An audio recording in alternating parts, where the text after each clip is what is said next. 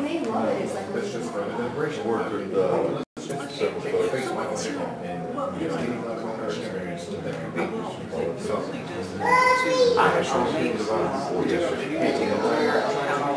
well, the process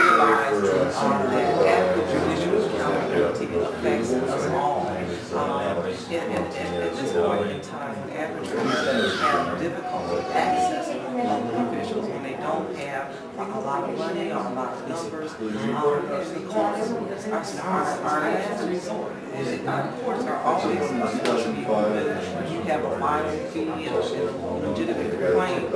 Any person in America is supposed to be able to complete. So if there's things that are happening that are making that experience, if the legal processes are not affordable, they're not reasonably prompt, they're not fair, the average American Jew has literally lost the ability to get relief our government. Because again, with regard to most public officials, it's in their discretion as to whether they want to meet with you. And if you don't have numbers, if you don't have money, it can be so difficult. Even with this conference, with a broad base of activists that we brought together in such a serious topic as whether there's adequate judicial accountability in this country, we weren't able to get out our public officials, our judicial officers to come and hear what the community has to say. what do you want to go into? Well, what we want to know is, and what we want to know is that it's critical that as average Americans we have access to courts, and that when we go to court, that it's affordable, and that it's reasonably prompt, and that it's fair. And when it's not, the processes that are available to us to deal with perhaps judicial misconduct are effective. They're not an illusion.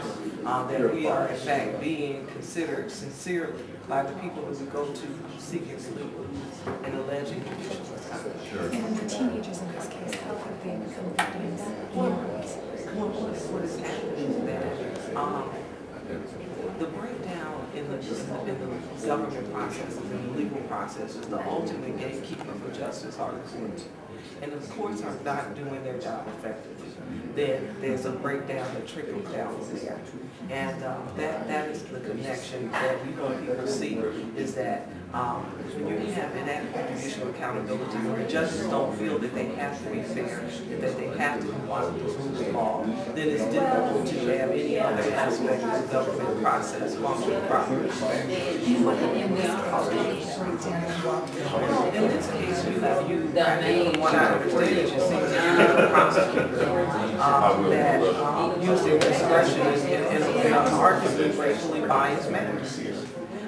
They were unresponsive when black students were seen to be the victim of arguably federal hate crimes. But when the victim became a white student and the aggressors were black students, then they cast a wide net and apparently have caught people who have in no way had direct evidence to suggest that they had anything to do with this student's injuries. And then, did anything happen to the white students at all? Well, no. In fact, from my understanding, the local prosecutor came to a school assembly and announced that the black community needs to settle down and get over this pressure. But there was continuing hostility at the school, and when a white student jeered a black student, and it became violent, then there was this broad effort of manhunt, essentially witch hunt, to find out who were the perpetrators. And even though white students were saying we don't know, they weren't trying to push the issue. They were, from what I understand, pressured into just simply identifying anyone who was around the scene. And as a result, people who apparently had nothing to do with this incident and the injury of the white student have actually been convicted. And so that's another example of the malfunction of the legal system. And people who, when you have the victim himself and two other witnesses not even being able to say that he was a perpetrator, he still got convicted of star high school athlete. Obviously there's a problem. Is there anything else you'd like to add on this? No, I appreciate you being available. political, and again, we have a broad base of activists here, people from 8 different states across the country, and we are going to be looking at this issue of judicial misconduct and getting it out of the closet and getting it to be a topic that, particularly in this heated political season, that our mainstream candidates are prepared to address it. There are at times judicial misconduct, and it's not simply a matter of special interest or just simply being unduly critical of judges. And now we're trying to educate people here on what they can do. What could these families have done? Well, what people are doing is they're, of course, defending themselves and trying to best protect themselves from abuses of government discretion. The reason why we brought in such a broad base of people out of the community is because people don't always see the connection between problems that they're having with other aspects of the government, how that relates to breakdowns in the functioning of the courts. So how they can know is now be aware that there is a connection, and always be prepared to make some of your concern about community problems involve the courts.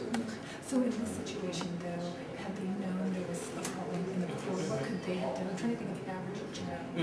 If they find themselves in the same situation, what could they have done to keep this from happening? Well, they probably had no idea that the legal system would break down and they would find themselves convicted, though innocent.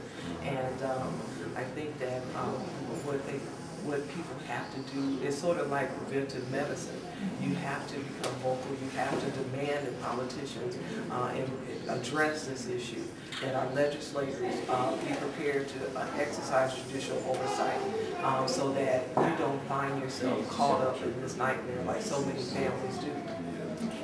Anything else? That's it.